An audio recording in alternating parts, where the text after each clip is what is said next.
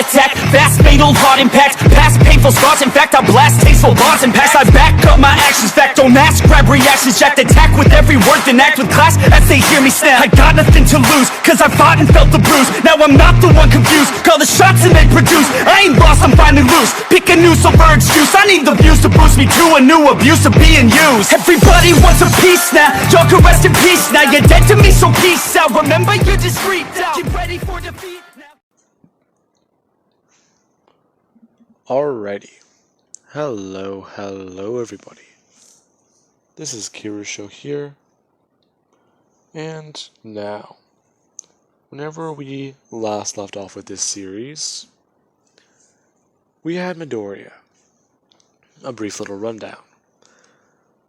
Midoriya and his family, they lived in the tallest tower in the city. The place was their home. Midoriya, he was born there, grew there, and unlocked his quirk there. And one day it was overran by thugs. After a long-winded and basically confrontation that lasted a few weeks. Now, with that being said, Midoriya, his father Hisashi, and his mother Inko, along with a few other adults, they all were able to successfully take down these men. However, Hisashi, it was at great risk to him. Whenever he blew up the building, he was still inside, and he was sent flying from it. Inko did find him completely soaked in fire, and she did have to put him out.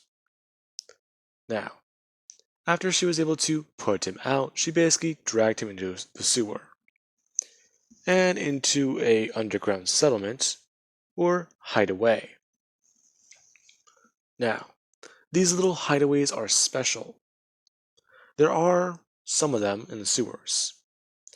In fact, they're basically safe houses, since you basically are able to lock any door behind you, and you're basically surrounded by cement in every single direction, along with reinforced doors made of steel. So it's a pretty good place to hide. Now, Inko, whenever she did actually arrive to this place, she was able to get a few people who were already there to try and help Hisashi. And he was already in bad shape, but they were able to actually stabilize him. Now, with that being said, let us pick up roughly a couple months later with Midoriya. Him and his mom are actually training their quirks. Inko is showing Midoriya exactly what to do with it. He can halve his body weight, that's good, but halving his body weight isn't going to do much. Especially whenever you have to make sure you have to be very strong in order to do this stuff. If you throw around too much force and you accidentally put, too much force into a jump and you deactivate your quirk, you're going to plummet like a rock. And you might break something. And breaking something nowadays is very hard to fix. There are very few doctors in the city. And out of the few people who do actually try and come into the city to provide medical aid, or survivors are simply just people who think they can try and help deal with the infection, they just get added to the numbers. The entire continent is infected. Not really much to save. In fact, Japan has even been considered a no-fly zone. And it's completely surrounded by military blockades. So even if you did get off the island, you're stuck there. You'd basically be taken in and checked to see if you were infected. Since they would simply just terminate you, but there's a lot bigger of a difference nowadays between an infected and someone with a quirk. Now, with that being said, they do still want to make sure the infection is contained. That is the one problem.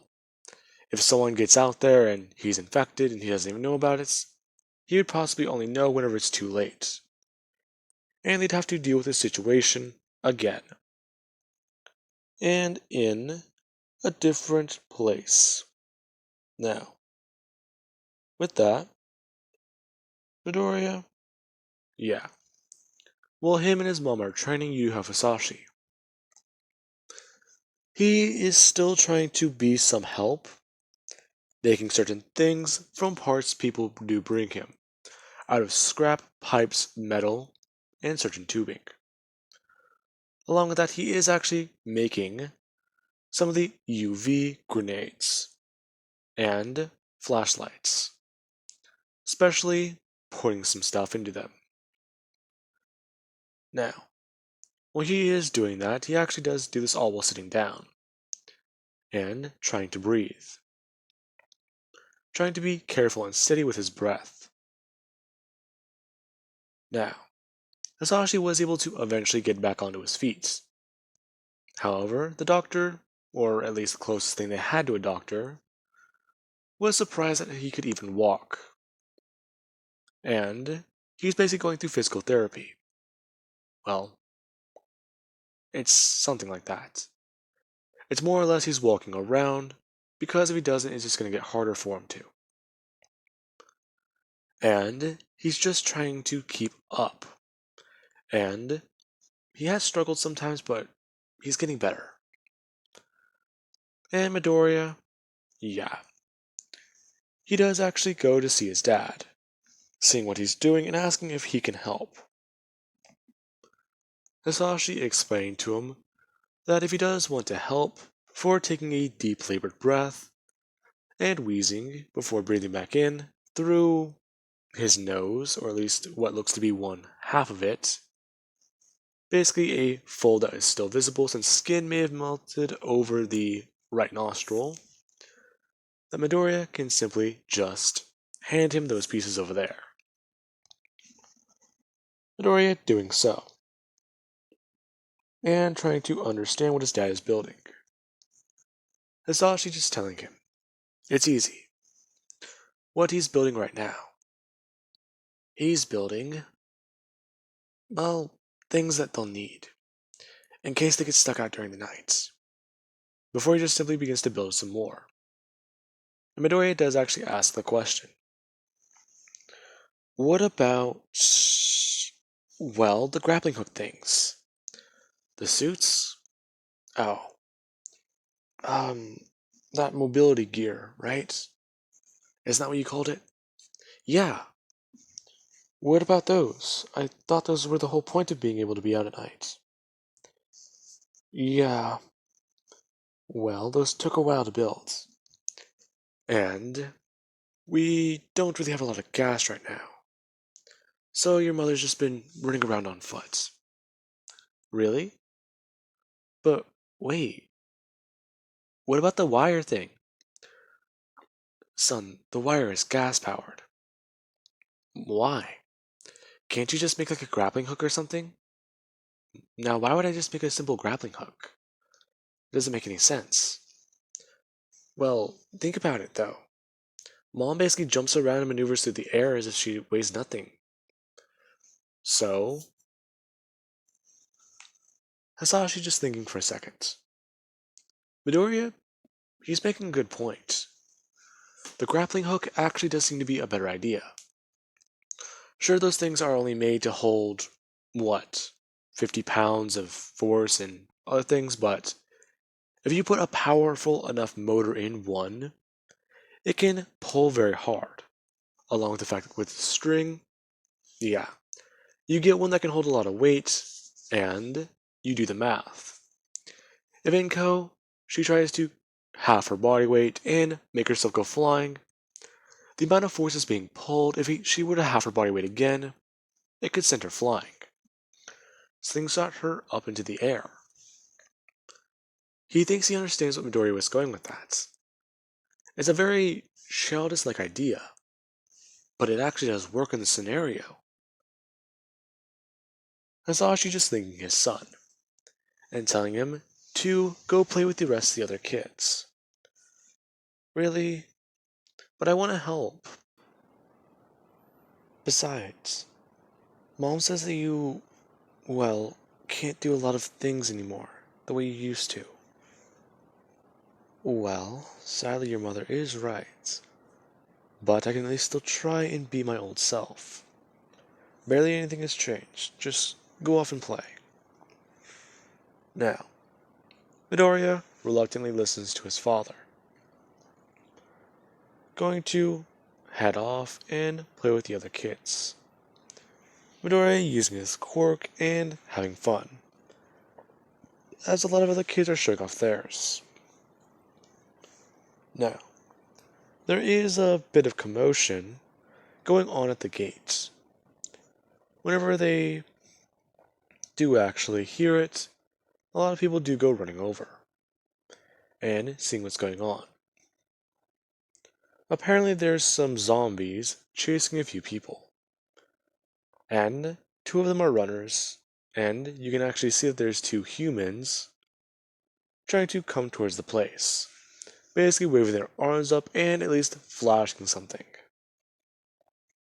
basically to show that they're not infected.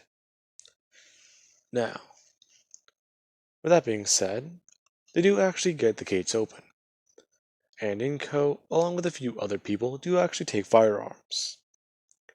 And whenever she does aim down the sights, she pulls the trigger.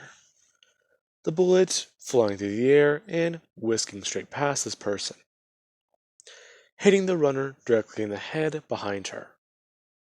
Her taking aim and hitting the other one, and covering their entry. Them all running in and thankful to be alive. Now, this is actually new. Now, this woman is actually just thanking Inko for her help. What happened back there was crazy and it was insane. And Inko quickly does one thing. She grabs the woman and pulls up her sleeve to see if there's any bite wounds.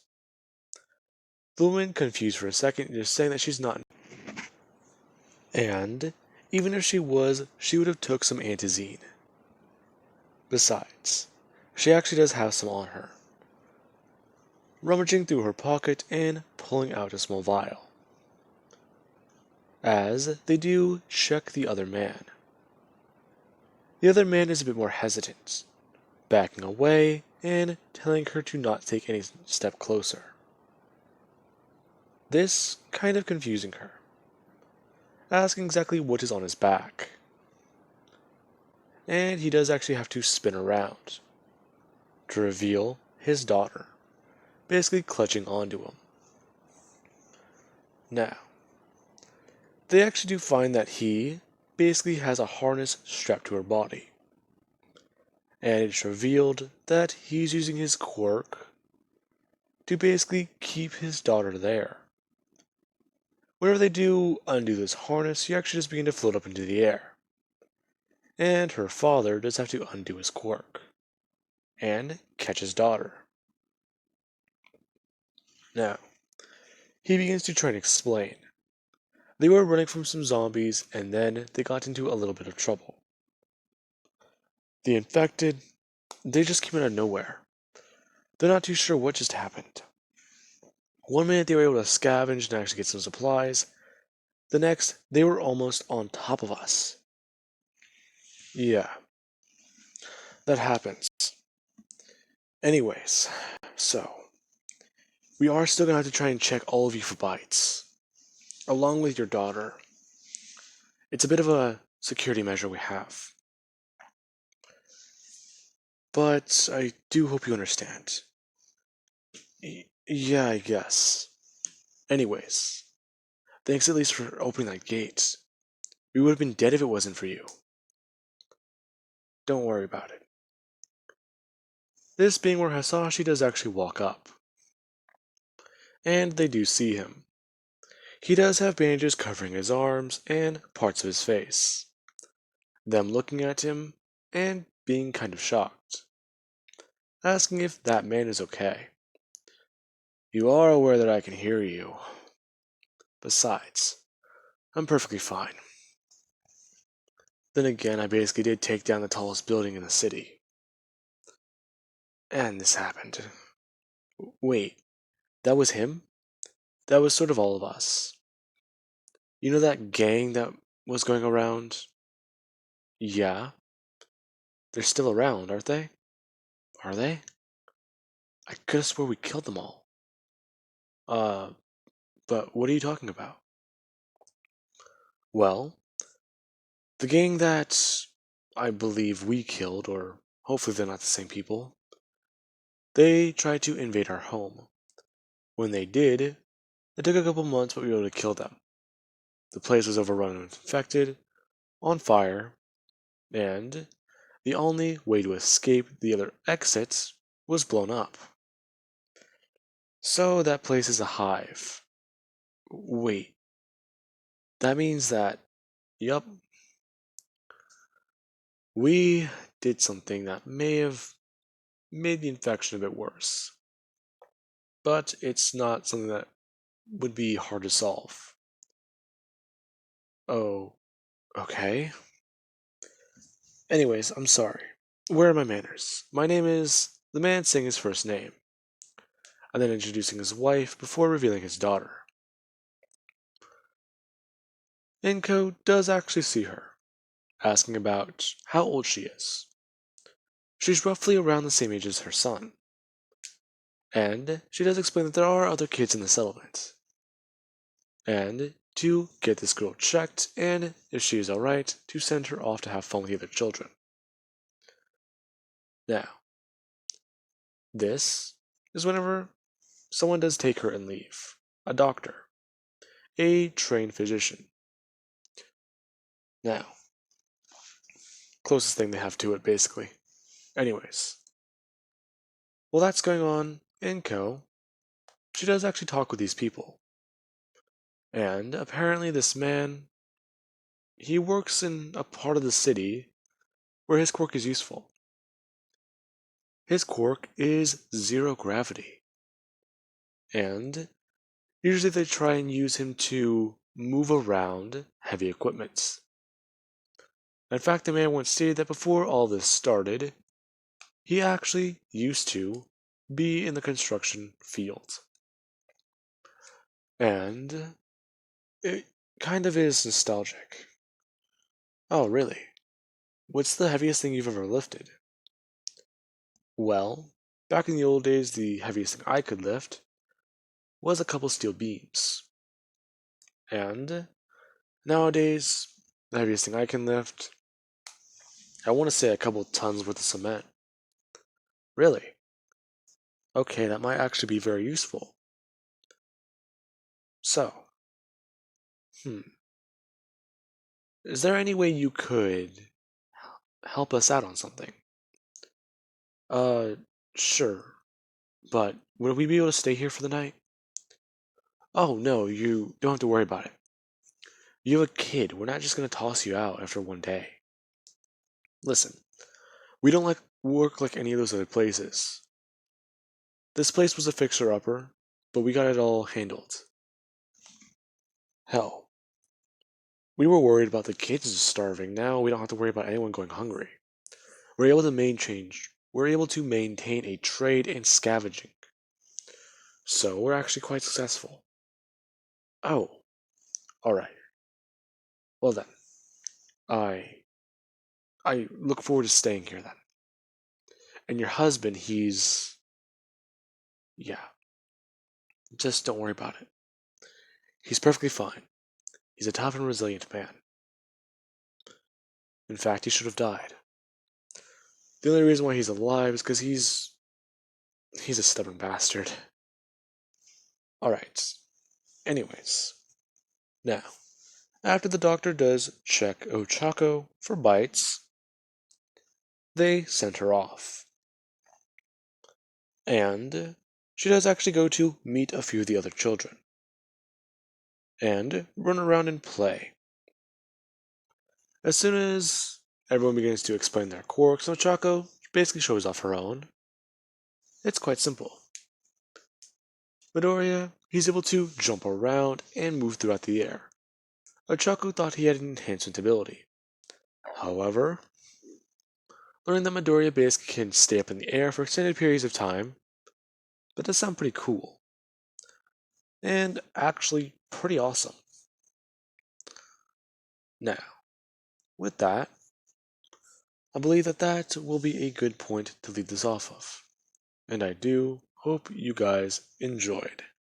And have an amazing night. We'll catch you guys in the next part.